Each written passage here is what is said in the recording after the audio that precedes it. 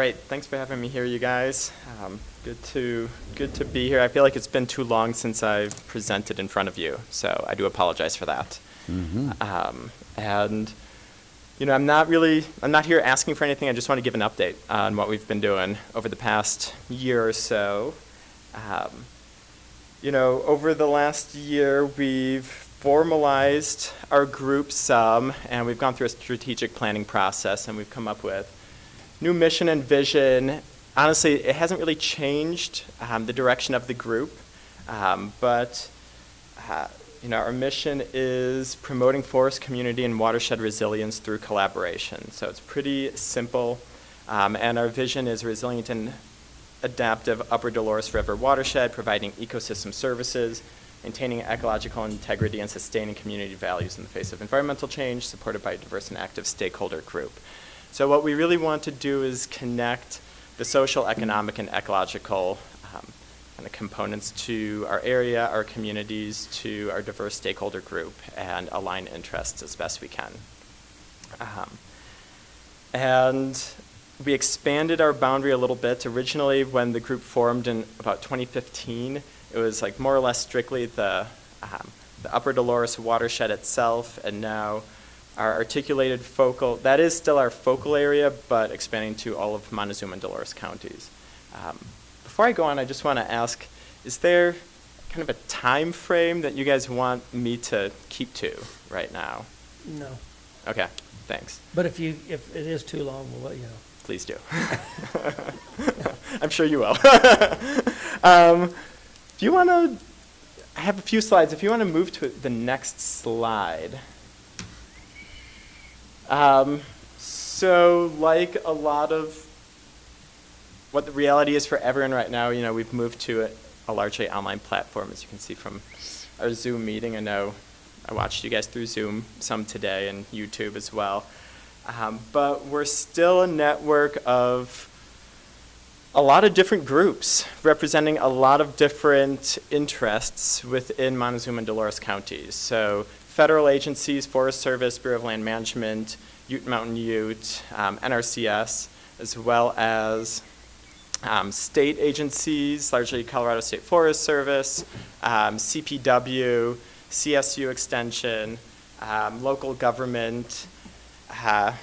We've been working really closely with Ken Charles recently, and really appreciate all of the efforts that James Dietrich with the county has put into the collaborative, and Rachel Medina with GIS has certainly put in a lot of legwork too more previously. And so we really appreciate all of the support from the county too. And county commissioners from Dolores County are on our steering committee. And we have then kind of the outside of agencies and local and state and federal government, we have kind of the gamut of interests from timber industry, a lot of operators, as well as the Colorado Timber Industry Association actively participating, to fire protection districts, infrastructure entities like Empire Electric, nonprofit science organizations, welfare mitigation entities, water managers. And I think that's the strength of the collaborative, is the diversity of participants. It also makes it complicated and difficult too, obviously, to align interests and work together. But I think that's where kind of the heart of the value of the collaborative is too. So we've been holding monthly meetings for our stakeholder group. I mean, we haven't missed one yet since 2015. And we have a steering committee that's similarly diverse, representing the different areas. Happy to talk more about that if you guys want me to. And then we have ad hoc working groups that meet on an as-needed basis. And I guess while I'm here, I'll pitch it like, happy, you guys, however you guys want to be involved with the collaborative, you're more than welcome whenever. And so there's a standing invitation, and would be happy to chat with you kind of individually about how that could look, from being on a steering committee or just as stakeholders too. So Well, we have James Dietrich, he does participate. Exactly. For Montezuma County. Exactly. And so I just want to kind of pitch it out to you guys too, but highly appreciate James's involvement, and he does provide really meaningful engagement, and saw that he just accepted an invitation moments ago. So, great. Do you want to go on to the next one? So through the strategic planning process, we identified 5 program areas within the collaborative. Community education, collaborating with land management agencies, forest products industry development. I hesitate, I feel like development isn't the greatest word for that. It's more just like support. And resilient forests and communities and collaborative effectiveness. And so I just want to give maybe a couple of highlights from each of those that have been happening recently. Within community education, it's kind of a complicated year for doing public outreach, but especially in 2019, we attended a lot of events and have tried to put them together. This year we put together a webinar. We had a number of different events planned, but haven't been able to pull it off. But the webinar was largely focused on some rapid risk assessments that were completed for the town of Dolores. Every structure in the town of Dolores got a quick roadside wildfire risk assessment. We use kind of a standard form that a wildfire research team up at CSU developed with fire protection districts and fire managers throughout the state. It was all done from roads. It won't affect people's property values, things like that. But we've planned outreach for that with the town of Dolores and the Dolores Fire Protection District. We're going to be sending out individual mailers to everyone about that risk and identifying ways if they want to, kind of breaking down where everyone's risk is, but from just like how their structure is constructed to defensible space issues to kind of egress as well, and identifying ways to mitigate it and resources too. So the webinar was largely around that and kind of an update on, it was in May, an update on prognosis for the wildfire season too, which luckily we haven't had too extreme of one here, aside from like the East Canyon fire, but obviously up north from where we are, it's not an insignificant year.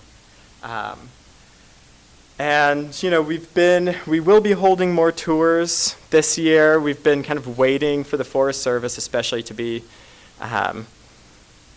able to support more folks, and now I think it's happening. And so we'll be taking collaborative members and the general public out on tours, especially about the Salter environmental assessments that is upcoming, that I'll be talking about a little bit more in a moment.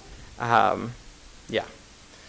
For resilient forests and communities, we've been coordinating pile burns at the Nature Center at Butler Corner, providing a lot of collaborative input with Cortez's source water protection plan and working with Rich Landreth on that, and developing desired conditions for a range of issues across the landscape. And that's been a lot of the work that we've been diving into right now. And so everything from the ecological to the socioeconomic and the water sides especially.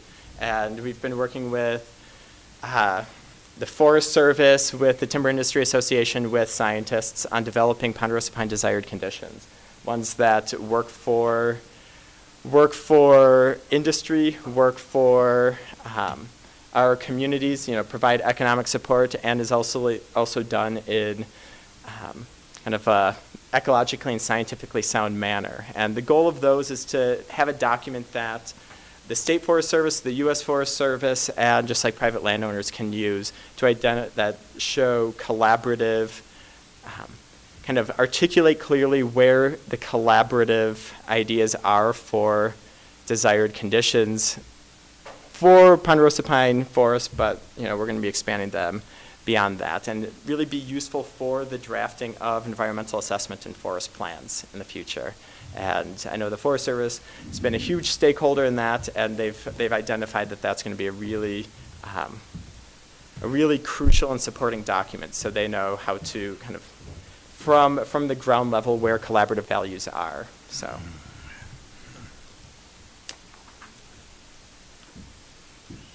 That's feeding directly into collaborating with land management agencies.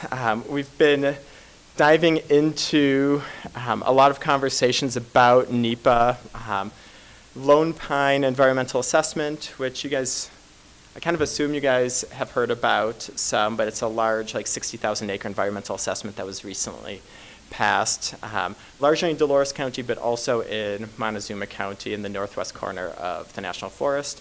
And they're transitioning to the Salter Environmental Assessment, which is also a vegetation management environmental assessment, going from like Salter Y area down into Boggy Draw. So covering a lot of, it's going to support a lot of economic activity, but also intersects with a lot of forest health issues, recreation issues, wildlife issues too on the forest. And so we've been facilitating a lot of conversations within the collaborative about the environmental assessment, holding pre-scoping meetings, and helping to develop monitoring and adaptive management frameworks with the Forest Service.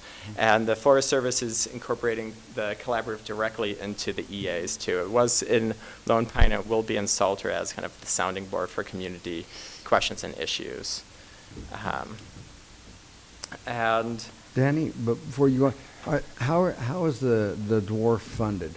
How are you guys funded? we have, historically it's largely been through the Forest Service. We have a Bureau of Reclamation Water Smart Planning grant that's supported and continues to support a lot of the work that we do.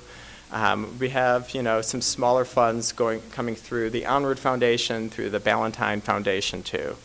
And we've had previous grants with the Colorado Water Conservation Board. Mm-hmm. And What's your annual operating budget?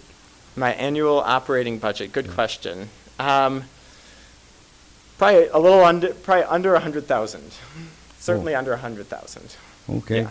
So I thought when the Forest Service first initiated this, it was somewhere around 250,000 to get it off the ground. Was I wrong in that?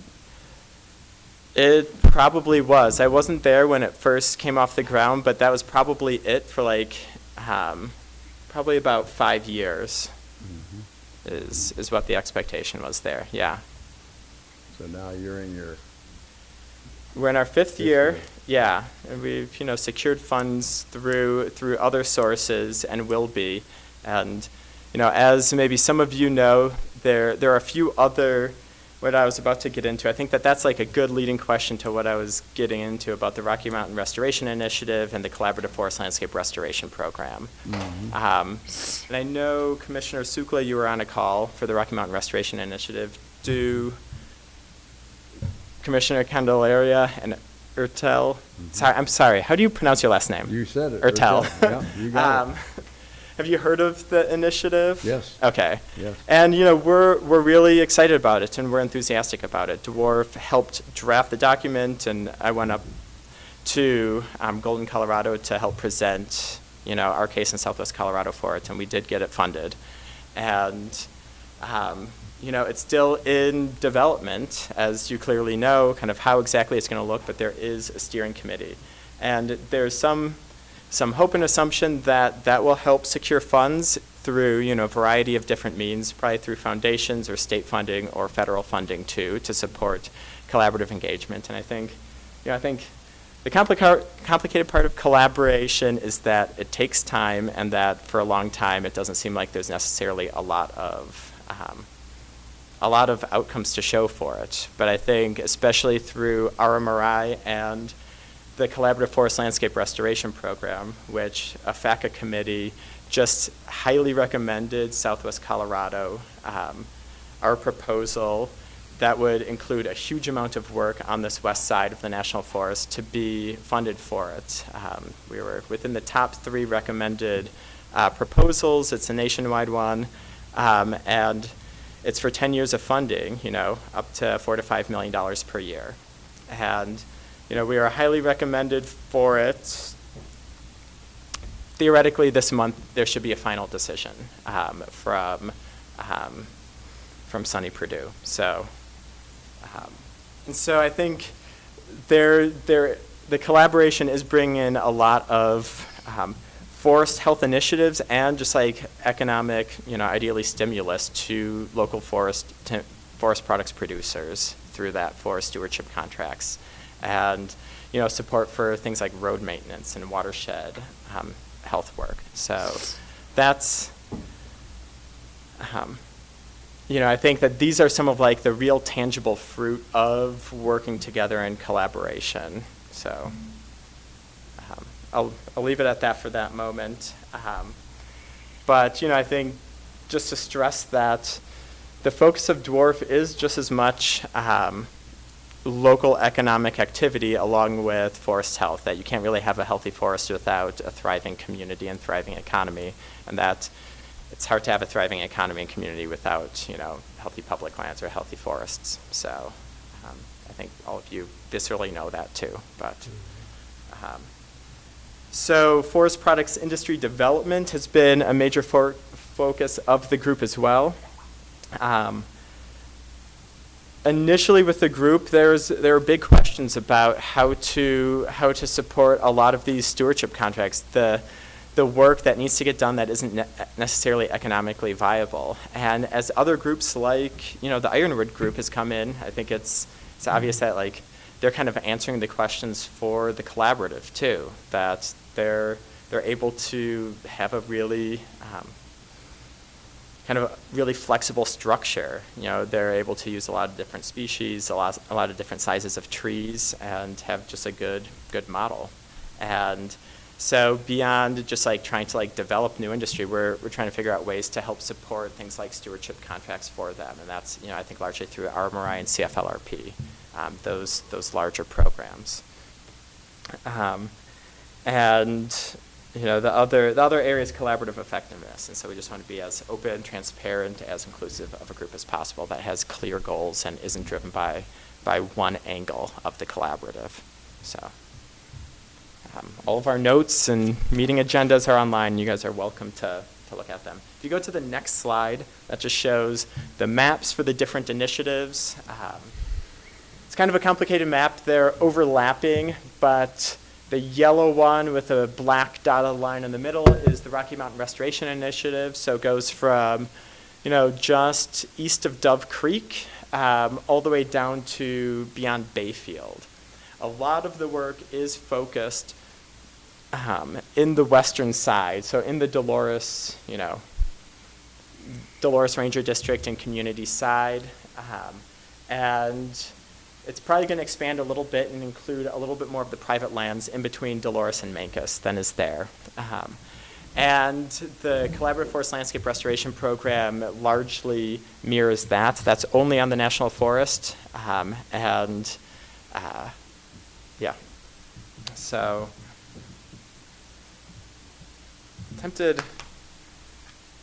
I'm tempted to leave it there and just see if you guys have any questions. I think I really want to express my appreciation for James Dietrich's participation and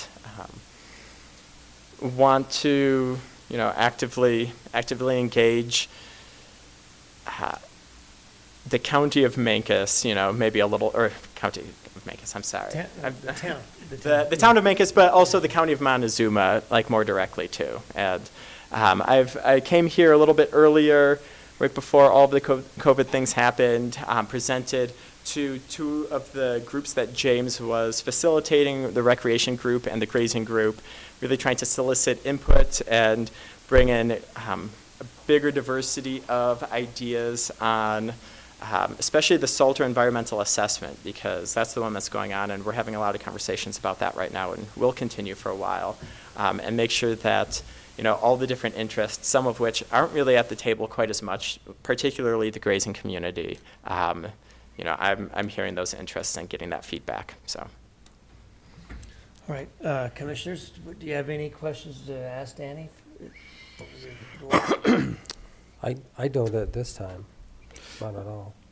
I think the only question I would have, and I'm not sure this is part of your charge as to what you do, but have you been able to, in this landscape, especially what's in Dolores and Montezuma and Mancos areas, identify forests that need work done in them to Excellent question. Make them more healthy and to get better stands of trees where maybe we don't have so much bug infestation and stuff? Yeah, no, that's a great question. That's actually a big activity that we've been embarking on, is prioritization exercises.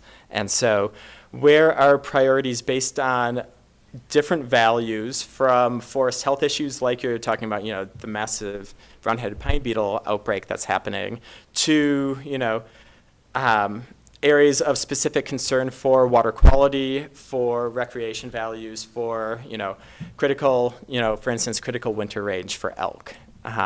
And we've been overlaying a lot of those values to identify, priority areas from the collaborative for future projects, and it's also happening for the Rocky Mountain Restoration Initiative too. They're doing a prioritization based on what's called pods, or potential operational delineations, which is the boundaries are essentially developed based on fire line, where they can control fires, but within those boundaries, and there are probably like 35 of them from the northwest corner down to Mancus. There are 30 of these pods, and identifying where the greatest values are and where we should focus our efforts and money for mitigation work.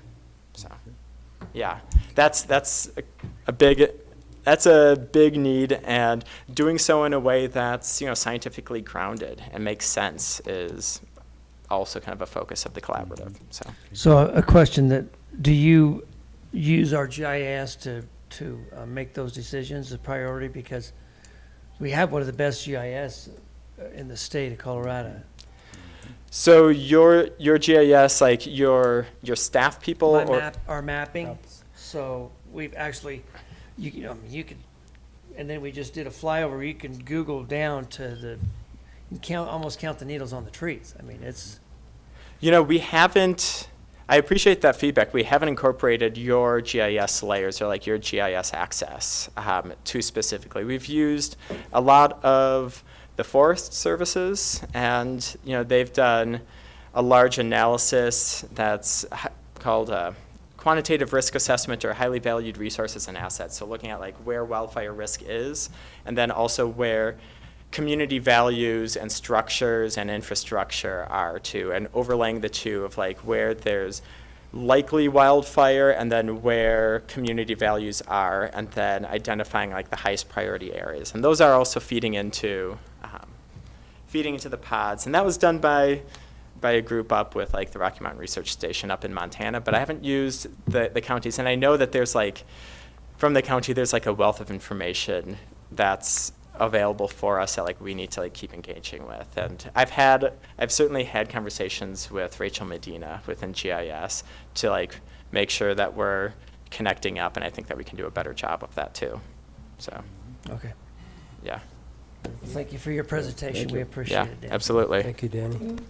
We will go to our famous coroner, George Devers.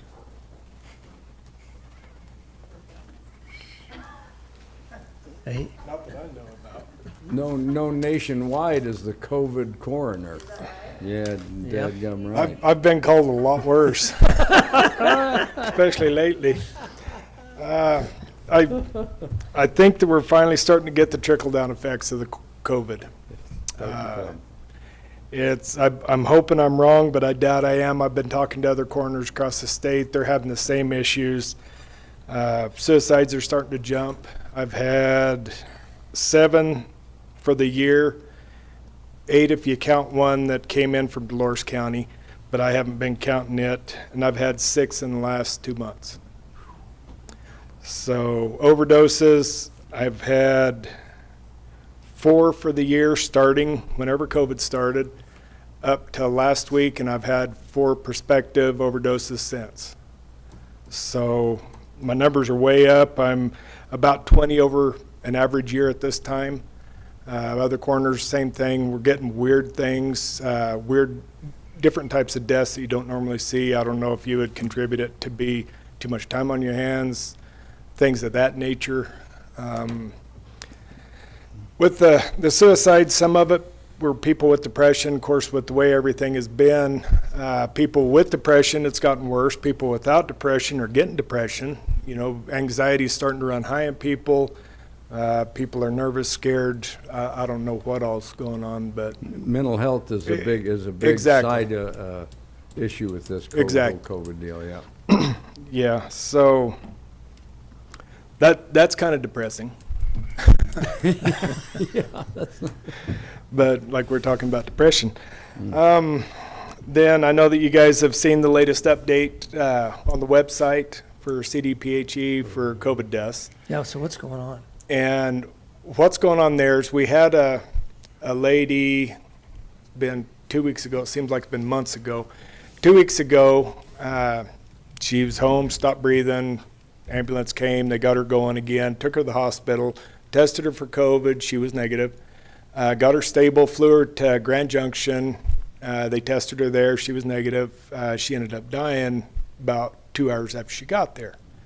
So the coroner up there called me, you know, any COVID death is kind of like an accident or something is supposed to be transferred back to the jurisdiction where it was originated. So they called me and asked me if I wanted to take jurisdiction of the COVID death, and of course I didn't know anything about it, and so I started doing a little bit of investigation, and she did at one time test positive for COVID. And so the hospital up there called it COVID, and they didn't have much to go by, but just because she had it within the last 30 days. And so I went up there, got her, brought her back. We did an autopsy on her. It does appear that she possibly did die from COVID, but we're still waiting for our blood work and stuff to come back before we can make the final decision. I have two different pathologists looking at the lung samples that we've taken. It is consistent with it, but there's not a lot of them out there. There haven't been a lot of autopsies done on COVID people. So it's kind of new territory, but things are consistent with it. You know, there's a little bit of hemorrhaging in the lungs. But another thing that the pathologist's been telling us, that whenever you get it and you have the infection in the lungs, even though it's not terrible, your white blood cells can actually start building up in the lungs, and you can actually die from a white blood cell pneumonia just from it attacking what's in there. It fills up the alveoli the same way. So that's kind of an ongoing thing. But anyway, being that she tested positive in the last 30 days, and now that she's deceased, even though it hadn't been signed off on the cause of death, the state, because she tested positive within 30 days of her death, listed it as a death within the last 30 days. I guess that would be considered with COVID at one time. So I called them, and they called me back. I was amazed. And then I talked to one person. They told me I needed to talk to another person, so they gave me their number. I called them. They called me back, and we had some long conversations, and I think I'm more confused now than whenever I called them. These deaths are getting counted a couple of times because the CDC is going to count this death as a Mesa County death for COVID. And then Montezuma County death certificate. And then Montezuma County, or the state CDPHE, will count it as a death for Montezuma County. So there's going to be 2 deaths for COVID if this, in fact, gets counted that Same way, person. for one person. And And what does that tell us about the test if she tested negative twice? she was negative at the time of death. She just But had it prior. residual effects from the COVID could be what have killed her. Even though she wasn't hospitalized the whole time that she had it, she went through her quarantine period, went back to work, was living a normal life, and then falls over. So, and to add to that, she did have some underlying health conditions. She wasn't healthy. So, you know, people that aren't healthy, they do have a harder time with it than people that are healthy. So, that's yet to be seen, but I did talk to him about the website. Whenever you pull it up, it shows five deaths from Montezuma County. And if you go digging into the website, well, you can find the different graphs that shows how many people died with COVID and how many people died because of COVID, or within 30 days of COVID. So they assured me they're going to change their website, so whenever you pull it up, you have both categories there looking at it, rather than just pull it up and say, oh, there's 5 deaths. Well, you can look it up and say, well, there's 5 deaths, but then there's 3. And then you can start looking at it and kind of figure out a little bit better for what it is. Because I told them, I said, you just well change the website to 112 deaths. He said, what do you mean? I said, everybody that has tested COVID's positive gonna for die COVID eventually. is going to Yeah. die of Yeah, so- one way or another. So you just well change it to 112. And They didn't buy that one, huh? They didn't like that. So. But you were right. Yeah. Yeah. You think that's been told? Okay. We already heard. But that's Man. about all I have. I hope things slow down. My June and July for the last 6 years have been continuously 2 of my 3 slowest months of the year, and they're 2 of my highest. So it's What are not. we gonna do about this mental health? I think the long-term effects of the mental health and what we're getting ready to go into, we're going to be dealing with for decades. This We're is going not to a be dealing with for short-term, quite a while. issue at all. The people that are certain financially, it's just going to get worse. It's not like they're going to start back to work and be right where they were whenever all this started. People with financial problems can be the same thing. Mental issues, it's not going to clear up overnight. If they say, okay, everything's good, everybody go to school and everybody go back to work and pretend like it was yesterday, it's not going to be that way. The damage is already there. So it's going to be a long road, and I just hope things gets better faster, because it's going to get worse a lot faster also. All right. Well, Okay. you were dismissed. You're depressed enough now? We can't take any more depressing news. All right, have a good afternoon. Have a good afternoon, Thank George. you, George. Chris, is Will coming today? He is quarantining at home, and he offered to come by WebEx, but I said I could handle it, so you guys get me today. I thought he already had COVID. He came in contact. Office policy, though. We don't want, he traveled to go see his daughter, and so we don't want him in the office, Oh, okay. so, Another one of those mental health issues adds to it. yes. Always so fun. Shaq, I don't know if you got my Crayola drawings, as I called them, in your email I soon enough. I think I sent did. them Give me one second. yesterday, but this is not a new topic. I started this conversation with Melissa when we first moved into the building, and Shaq was in on it and stuff, and reiterating it for our safety concerns with COVID at this point, but safety measures in general for our office. So the first one being the door that connects to the hallway. I had originally asked for a specific size window with a speak-through grill and then a slot so that we could meet with the public at the door and not have to let them into the office, because as you guys know, we don't really have a receiving area for the public. So this is one of the original drawings that I had sent, and I do appreciate Mike's effort, but we have a 10-inch window, and so depending on the height of the person, all you can see is either their forehead or their eyes. And so that's a safety concern for me. In a lot of ways, we can't see if they have any kind of weapons on them. They're coming up through the hallway, so nobody else is really seeing them. I would like a bigger window, and you also can't hear people speak through it. So I would like that speak-through grill also, so then that way we can communicate with people without having to let them into our office. So that's one of my first. Where's that door at? It's in this hallway, so if you keep going up on that When next you go up the level. stairway. Yeah, in the Oh. stairway right here. In the back? Mhm. Okay. Yeah. It's the only way that we really have the public access to our office, and it is in a hallway itself Mhm. from there. So we have a doorbell, people ring it, and then we come to the door to see who it is, because sometimes they don't use the phone downstairs and let us know that they're coming up or anything like that, so we have no idea who's at the door. So we're trying to look through this little 10-inch window, figure out, okay, who is this person, what do they want, why are they here? And, we get mentally ill people that come in, or they may be irate. We don't know what kind of situation we're walking into. And so that was one of our main concerns when we were moving into this place to begin with. And we had mentioned to Melissa, we have no receiving area that protects our staff. Nobody So- generally meets with the DA on positive terms, do they? Right. It's not always great But circumstances. you could also have a video camera that would do the same purpose. Yeah. I mean, we can. I thought that would be a more expensive route, but Yeah, that's an I don't option. know. I just- We're open to anything. Okay. You This just want a also, visual, yeah. just to be able to see. Yeah, and we figured this right now with COVID would be a really great solution also because it's contactless. We have a slot, and we already have the mail slot there. I was kind of hoping for some kind of shelf so people could slide paper back and forth a little more easily. But the mail slot's fine, it's not that big of a deal.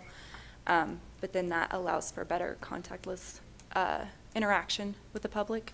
So, and then my other drawing is the stairwell that goes from social services up to us. It's open to anybody that's in that portion of the building, which is also a safety concern for us because people can just walk right upstairs.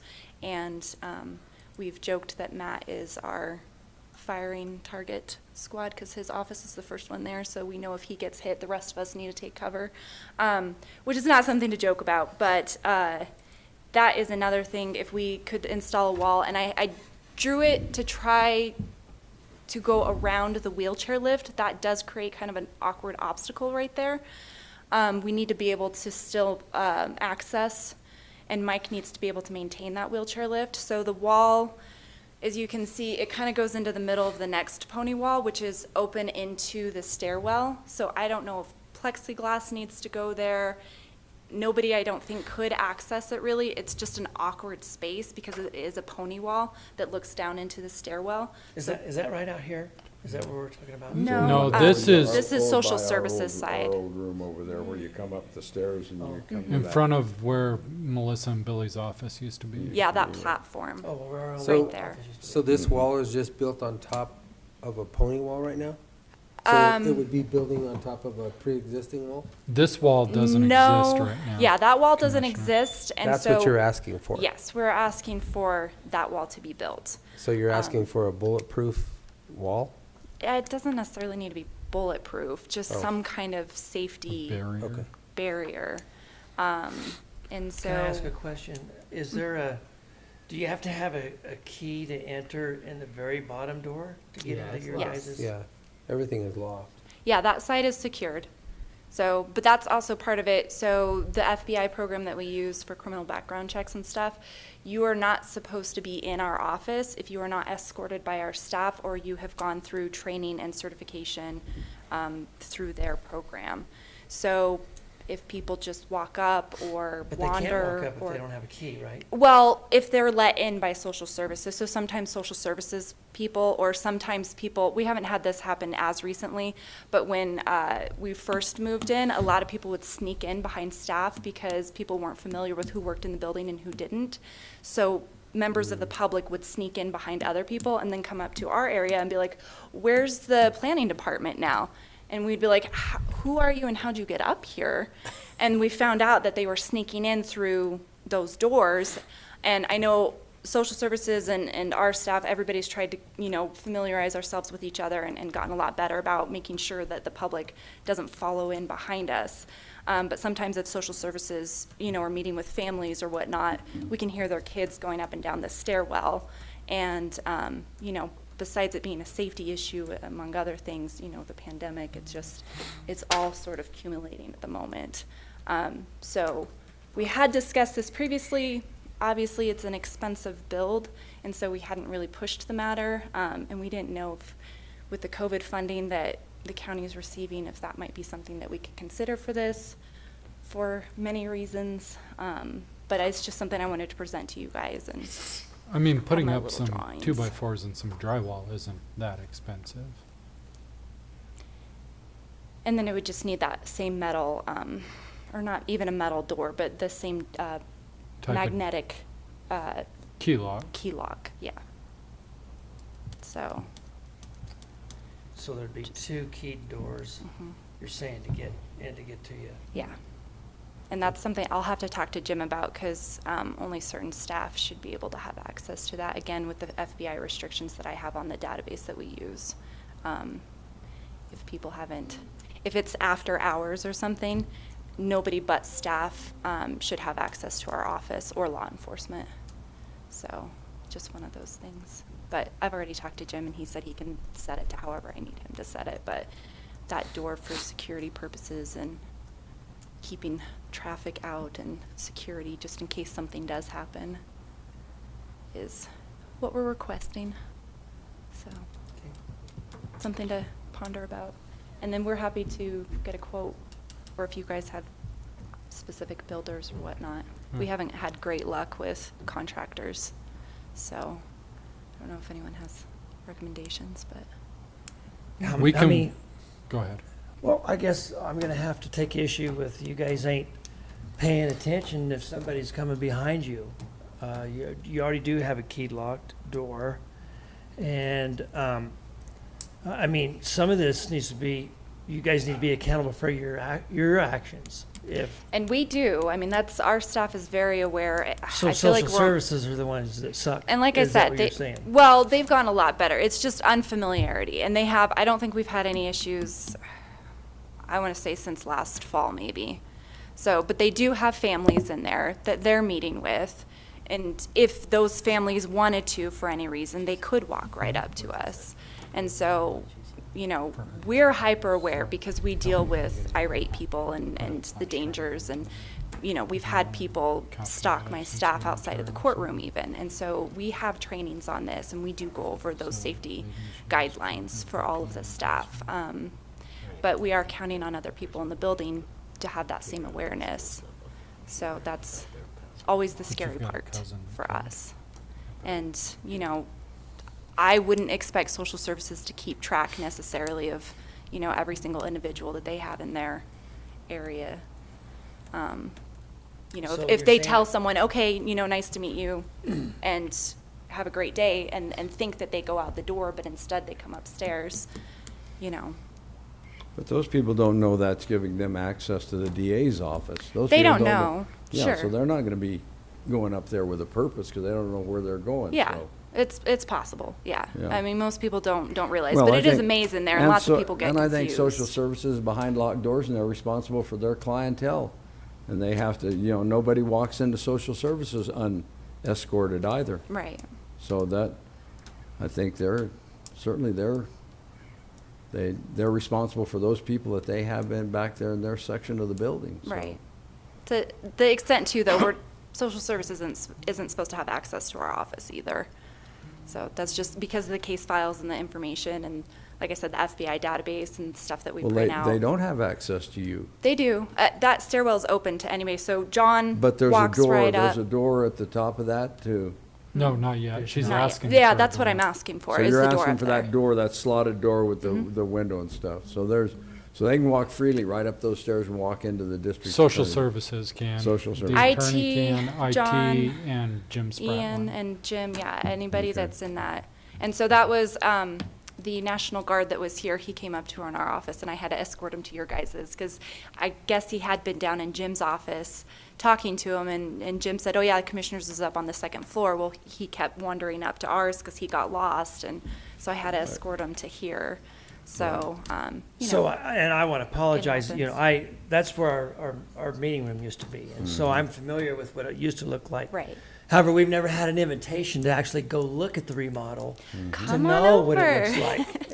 And Come so on over. I'm going by the assumption what it used to Yeah. look like. Yeah, I we think have we'll changed have a few things. Tour here in about 30 minutes. Okay, there's a little doorbell at the top. Ring it. I'll come Sure. answer the door and give you guys a tour. Yeah, because we have I can added. let you in the way she doesn't want us to. Yeah, I want to go through social services. I want to see that route. I can give you guys the full 360 tour. We'll take the full tour. Yeah, yeah, because we have changed a few things. There's a few walls we took out and added, and we did change some stuff around. So I'd love for you guys to see it. Okay, all right. Let me show you guys that. It's Do you- easier to do that than actually, Yeah. Right. Yeah, Find out that's what it's why like. I called these my Crayola drawings. I know they're not great, and it's better to get a realistic observation of what's going on. So I'd be happy to Okay. show you guys. when Do we're you done. have Thank any you. updates for how things are going in the DA's office? Are we prosecuting cases? Has the courts started to somewhat open up? How are things going with your So office? they're allowing 10 people in the courtroom at a time. Most attorneys and first arraignments and stuff are still being held by WebEx. We were supposed to start jury trials in person. We just haven't had any just yet. They've been taking plea offers, which is, part of what the process. So it'll be interesting to see. We have a couple in October that are scheduled. It'll be interesting to see how the court handles those, because the jury selection is going to be the trickiest. I was talking to other administrators in other jurisdictions, and they were doing the jurors in groups of 10, and then when they got them into the jury box, they had plexiglass between the jurors. And there was actually a memo that went out. They had to take some funding out of a victim compensation administrative fund for jury trial safety and COVID precaution, which was upsetting to a lot of jurisdictions. We're lucky enough we didn't use that victim compensation administration fund for anything, but a lot of other jurisdictions, it went to direct services to victims or brochures of information. So it affected a lot of other jurisdictions. It didn't us. But the court is having to make a lot of changes. They're losing funding. They're having to cut back. I don't know if any of you guys have heard, that they've had one staff person that is going into retirement so they can, save some money that way with her salary. They've had to reduce, I think, 2 part-time positions that I've heard of. So they're going through their own struggles with some of that stuff. And having to accommodate the safety protocols in place are expensive. So they're going through that themselves. We're still getting some of the court tickets being pushed back 90 days. Usually you have a range that you can write tickets between 14 and 91 days, and the judges have asked that law enforcement push it back as close to the 90 days as possible. We are seeing a large increase in cases. I think probably much like George has seen his. It's just people are kind of going crazy, and we've got a lot going on, and so we've seen a huge increase in tickets and people getting arrested, and then that is difficult for the jail. The sheriff is having to screen who does get to stay in jail and who doesn't. Judges issuing PR bonds. So it's chaos, but we're all coping with it, and cases are being handled and still going to court. Like I said, most of it's over WebEx, but they're still getting processed, so it's just a learning curve for everybody. So. We're gonna find out this WebEx works, and then we're gonna be able to sell the courthouse. Yeah, that's, the public Bingo, defenders yeah. have tried pushing to keep it, because I think they're enjoying not having to drive to, from Durango to Cortez. So they keep, we need to appear by phone for all hearings. So we'll see how long that lasts and how well that goes, but kind of what we're dealing with at the moment. All right, well, thank you, and then Yeah. we will. See you guys shortly. We'll come see for ourselves. It'd be a lot. We're having a day of tours today, so. Perfect. Yours will be next. Swing by. All right, thanks. Okay, this isn't on our agenda, but we do have, if there's any additional business that the Montezuma County Board can act on it.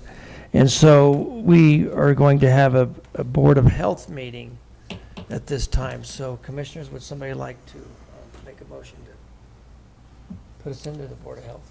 So I would move that we move into a Board of Health meeting, and we will hear from our Public Health Department. Second. Motion and a second to convene as the Montezuma County Board of Health. All those in favor? Aye. Aye. Aye. All right, if you guys want to come on up.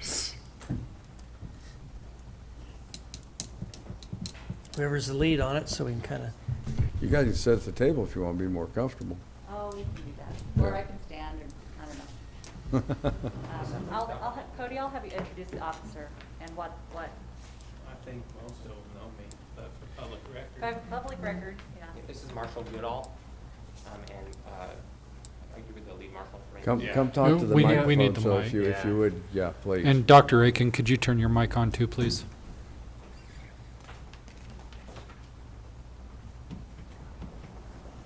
All right, so this is Marshall Goodall, the lead marshal for Mancus. yeah, we all know him. Okay. Yeah, we're just, Introduce yourselves to.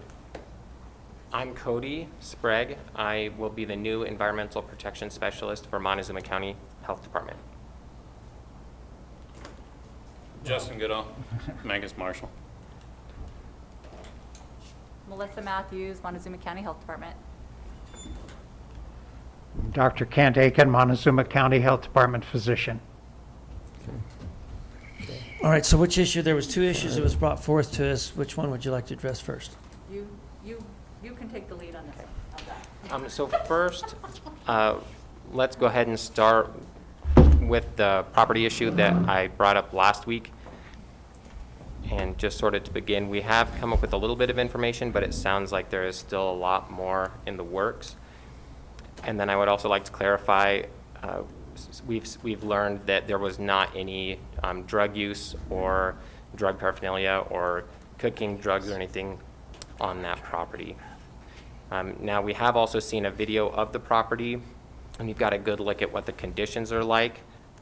And that's, that's something, I don't know if the commissioners, has anybody had a chance to look at that, or have we sent that to anyone? I haven't seen it. Okay. So that's a disc. I actually do have it here, and that's something that we can give you all. And then Marshall Goodall, if you want to. Give them a skinny scoop. Yeah. Yeah, so this is an eviction that started pre-COVID, and then because of the eviction process, they weren't able to continue. The town is doing code enforcement with what we are able to do to clean up the property within that, the outside of it. We had code violations going prior to COVID. Then we had to scale back due to COVID. Now we're trying to get that cleaned up on the exterior, and still a little bit of confusion on the interior. And I can speak for what I think the town would ask the Board of Health Commissioners, and this is, we'll do what we can, but if we hit a roadblock, we may need the County Board of Health to step in and help us with condemnation or some type of issue with the landowner if the town can't get them to do that, to where you guys don't have to do a condemnation at this point. But if we hit that roadblock at some point in the future, if the Board of Health would be willing to help the town of Mancos with that. So has the eviction taken place then? The eviction is formalized, it's done, the house sits vacant. So are you having any communication with the landowner now? We're starting, the third and final notice should be coming out, and we got to do that certified mail, then an administrative action on behalf of the town against the landowner. So, and then, at that point, if they don't clean it up, we have to figure out how to get it cleaned up at that end. But I think that's something the town can do. Now, we just don't want another vacant building Sure. within Montezuma County, and that's where we may need the Board of Health. And that was a vacant landowner, right? Or It's vacant now. It's like a 1950s home. I can't even tell you if it's stick-built or not. It's in disrepair, and that may be something, Commissioner Candelaria, if you guys want to look at the video, to see what the property looks like before, because it's kind of hard to, it's a dump, with lack of better terms. So, Was that sent to us, or I- how do No, we It's have only on a it. disc. We just wanted the marshal to come and explain first. Again, it's tricky because we have a municipality, but then we have our county board of health. And a lot of times, as the health department, we rely on the municipalities to hopefully have an ordinance or some sort of code enforcement to do much of their own bug squashing is what I call it. But also, looking at public health, we don't want the property owner to come in and maybe, or say it's not his problem, and then who's to say he couldn't rent it right out again? I mean, the conditions, believe me, nobody's going to want to rent that property right now. But that's not to say that, let's say the town spends money to clean up the outside of the property because maybe the neighbors are concerned and, just don't like the plight that it's putting on the rest of the neighborhood. But then what happens to the inside of the house? So I think it's just a communication that maybe we all, the town needs to have. And again, I know you guys have your enforcement, but, ultimately, my opinion is it's the property owner's responsibility to clean that property up. It shouldn't be the town of Mancos footing that dime. That's just my opinion from the health department. So, anyway, I don't know. So what it we seems do. like, though, that we're premature as far as the Board of Health doing anything. We're just being, Right, I think it's just, we want to keep you informed, because you know how small communities are. You might start getting phone calls too. So it's just better to keep you guys informed of what's going on, and then having those conversations, and then if something doesn't come from that, proceeding on how we need to go about that. Right. So through your ordinances, you you will probably most likely be able to get it taken care of. The outside, yes. For sure, through our ordinances, we can do the outside, but our concern is there's nothing clearly about the inside. A lot of the ordinances deal with Sure. Unsightly refuge, weeds, trees, that, but there's no real clear ordinance on, now that we have a vacant house, how do we make the landowner make that livable again, because it definitely is not at this point. That's where we brought in the health department for their insight to deal with the living conditions within the house. Well, and inside the home, and, there could be mold issues, there could be other contaminants, not drug paraphernalia like we were talking about. So you really start to wonder about, if someone were to come in and clean that up, what would their health and safety be on something like that? So, again, I think it's just a conversation that needs, obviously Cody will be in on that, and then, potentially the marshal's office, seeing if you have any, responsibility from the owner, if he's wanting to do what he needs to do. Well, and one thing I can tell the Board of Health is the owner didn't even know the tenants were still there until we sent certified letter for code violations, and then that's where it got involved at that point with the eviction. And so that's how well he knows his property.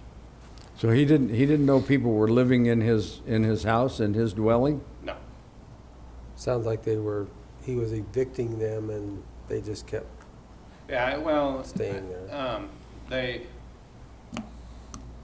lived there for a while, and then once the code violations came up, then he started the eviction process. Then we hit COVID, no evictions. Then he had to restart it, and so now we're getting back into the evictions done now, clean up your property. But that's kind of where I think it's good that we all communicate on this one. What's the attitude of the property owner? Lives out of state, so only correspondence is through mail, and nothing's been cleaned, I can tell you that, in 6 months. No. So, but because an eviction process was started, we kind of backed off the code. Now we're getting back into the code enforcement, and that's where I'm asking to let us do what we can, but if we hit the roadblock, we come to the Board of Health and ask for the help at that point. So if you actually condemn the property, do you actually then raise it? Do you actually get rid of it? I mean, do you actually, if it's totally condemned, do you? Well, there's got to be violations on the inside that we're even capable of Right. enforcing. So normally, I health mean, department, we don't inspect residential situations. Right. so guess- I think the best outcome here is to get buy-in from the property owner Right. to care about it, because it may be that the Board of Health can't do anything if there's no violations. If this guy wants to have a nasty house on the inside empty, but it looks fine on the outside, he might have the right to do that. If nobody's living in it. Yeah. I mean, once you put people in it, the rules change. So it sounds like our best bet is to get buy-in from this property owner to care and clean it up. And I agree with that 100%. And that's what we're trying to do, but I don't know what'll happen. Yeah. I can't So- see the future. So we stay on it and see if there's anything we can do. You stay on that, Cody. May end up Okay. like the M&M. Oh, I my hope goodness. not. That's not what they wanted to hear. We are working diligently on that. What about the second issue you brought to us? I appreciate you guys' time. Thank Yeah, you. thank you, Thank you Justin. for coming over. Okay, so, since our meeting last week, we have had a visit with the property owner. We have had a partial payment for the permit, which is something I had negotiated previously with her. Again, after a conversation with our health officer and director, collecting a fee is not really the most important part of what we're trying to do here. We're trying to get the system cleaned up. So, good faith on their part that they're at least wanting to, you know, work towards that payment in full. One of the correction measures, or one of the, hey, if you want to be able to continue to use this system, you need to probably have the tank pumped, or you could hire a porta-john to be brought to your property, and then again take showers and do laundry somewhere else. The property owner has agreed that the tank will be pumped. I've asked her to at least take a picture of the invoice that she did pay for that and text it to Cody, so that we can keep track of that. She is still working with Housing Solutions. She was there yesterday. I did confirm that she had a meeting with Housing Solutions. She did fill out the application even though it wasn't complete, so they've asked her for more information. My discussion with Housing Solutions, even though people apply for these types of loans, they're not always guaranteed. So we do have that on the plate. You know, she may or may not receive the funding. But at this time, you know, she's making good faith effort. She's never evaded me, like any of my phone calls or emails or anything. So I just wanted to let you know that. She has come in, she's paid partial fee, she is working with Housing Solutions, she's agreed to have the tank pumped, so that's all I wanted to let you know, and I mean, I'll go on your direction if you see it a totally different way. We've had a conversation with John just on the legal aspect of it, like what our obligations are legally, if we do seek a cease and desist. So I don't know if John wants to elaborate on that, or... There's a couple options that we can pursue, and we probably ought to at least wait till we get more direction from health and defer to them, but they can be prosecuted for a petty offense for being in violation of the law, basically the health laws, and that would go through the district attorney's office, through the courts, or they could be given a cease and desist with a hearing from where really the health officer, Dr. Aiken, is the judge, and decides. You give them 48 hours of notice, allow them to come. They can bring an attorney. They do it by themselves if they want. If Dr. Aiken finds that they're in violation, then they can be fined up to $50 a day, I think. There's probably some other penalties as well. I don't remember them all. I'd have to look at the statute again, but you know, that would be a decision by the Board of Health on what you want to impose as far as penalties go. Right. And with the notice, like if we were to send them notice within 48 hours, basically they would have to have the correction within 30 days. Mhm. And so just, you know, that's... What is the correction? It would be to fix the system. System, their septic They system. have a so- design. They've Right, already but- hired an engineer. I have the design. So I know what it takes, but they, Oh, she just haven't moved forward with the fix. correct. So, Okay. so funding is the issue. Yeah. How- And that's why how, she's going through Housing Solutions for Correct. the funding. For lowering So the- the yeah. design is there, Yes, the fix is there, it's just a matter of the funding to Yes. make it Yeah. happen. correct. how costly is the fix, give or take? I'll ask tomorrow. I I'll would ask tomorrow. We've got say a special meeting now. roughly $5,000. Roughly $5,000 to fix it. And without divulging too much personal information about the person, what is the reason for their hardship? Well, COVID, put the, So could we not use the CARES Act, and instead of the government imposing penalty, could we not just fix the septic? That's a good question. that is a good question. And put it on our COVID bill? Put it on that CARES Act money we Yeah. got, instead of the government putting her nose to the grindstone. If it's a big problem and we've got the solution and our hardships are due to COVID, why don't we just fix it? And this started in April, April. Yeah, so it was before, Just after COVID Well, started yeah. in March. just as we got started. yeah. So the system was failing prior to then? Probably. So, you know what, my initial letter Hold on. Was sent April 14th. That was the very first letter, That's once right I in the middle received a of complaint. Month after, yeah. I'll check with DOLA, but if they'll allow that use of the CARES Act funding, I don't see why we wouldn't. Yeah, I Makes think- sense to me. I think that would be great if that would be an option. I think there are options that we can do it if Housing Solution doesn't get back to her, because that's basically the same thing. That I think when Housing That's where- Solution loans the money, it's almost Right. like a grant. It's Right. Yeah. Right, it's just a low, like a low interest loan. Yep. I think it's like 1% or something like that. if It's- that yeah, much. I It's don't even super know. low. It's So our intention is, she met with Housing Solutions on Monday. They're closed on Friday, so Monday of next week, we just want to call, hey, has all of the paperwork been submitted? Where are we? Because again, they have to meet with their board to go over the criteria and see if they would even qualify. I'll race you to the finish line. Okay, you're on. You're on. We'll do our best. Okay, well, thank Yeah. you. That's awesome. Yeah, that's great. Is there any other additional items for business for the Board of Health? I believe so. Dr. Aiken? Any- No, I think this is great. I really appreciate Yeah, the thank you for suggestion. suggesting. I think it would be good use. So thank you very much for trying to do that.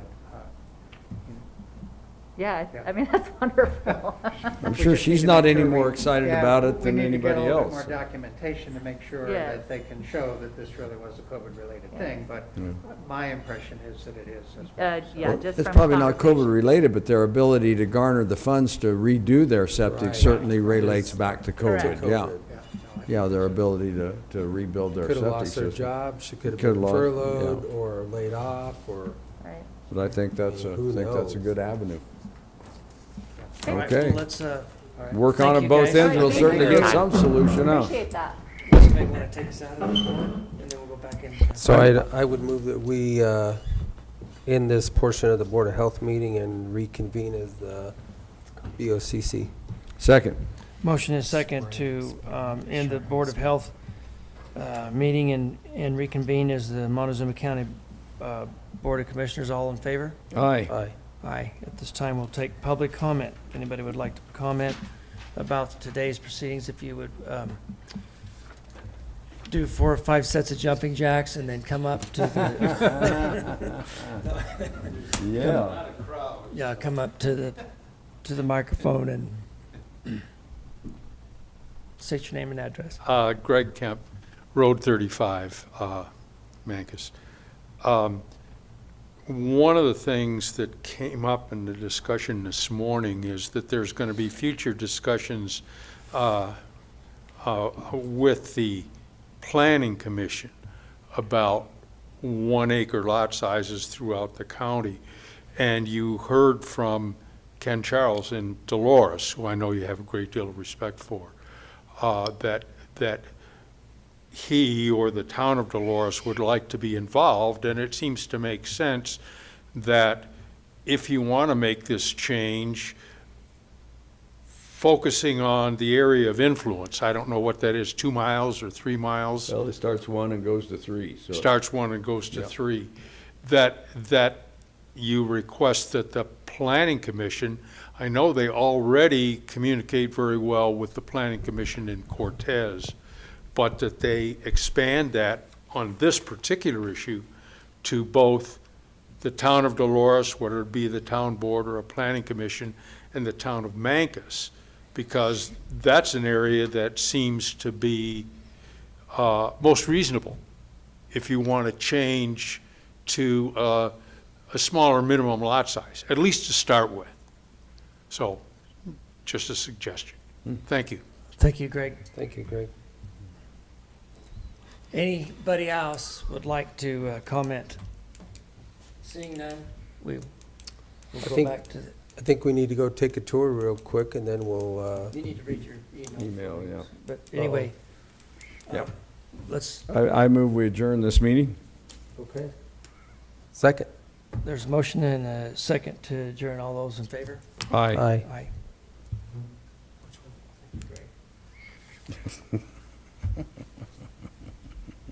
This one? You got cut us off, lines, Jack?